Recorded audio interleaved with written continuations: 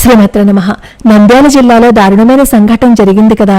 3వ తరగతి చదువుతున్న పిల్లని 6వ తరగతి చదువుతున్న పిల్లలు అత్యాచారం చేసేసి మేం చంపేశాము అని చెప్పారు.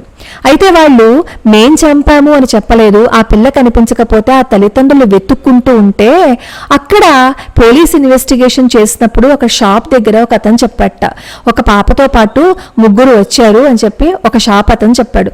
అలాగే ఈ చనిపోయిన అమ్మాయి ఎవరైతే ఉన్నారో ఆ అమ్మాయి యొక్క స్నేహితురాలు కూడా చెప్పింది. ఆ 3 పట్టుకుని తీసుకొచ్చినప్పుడు ఆ 3 ఎవరైతే అత్యాచారం చేశారో ఆ పిల్ల మీద అందులో ఒక ఆయన అన్నాడంట, నెల రోజులైనా సరే నీ పాప శవం దొరకదు అని.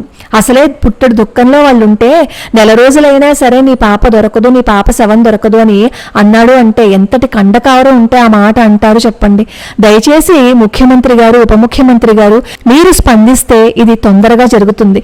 ఎప్పుడో సంవత్సరం కింద తప్పిపోయిన వాళ్ళని తీసుకొచ్చి తల్లిదండ్రుల యొక్క బాధను తీర్చారు కదా. దయచేసి ఈ తల్లిదండ్రుల యొక్క కడుపు కోతను కూడా మీరు గుర్తించండి. ఈ తల్లి ఎంత ఏడుస్తుందో ఒక్కసారి చూడండి. ఆ పాప ఆచూకీ తొందరగా లభ్యమయ్యేటట్లుగా దయచేసి తొందరగా స్పందించండి. ఆ తల్లి పడే బాధని చూడలేకపోతున్నాం.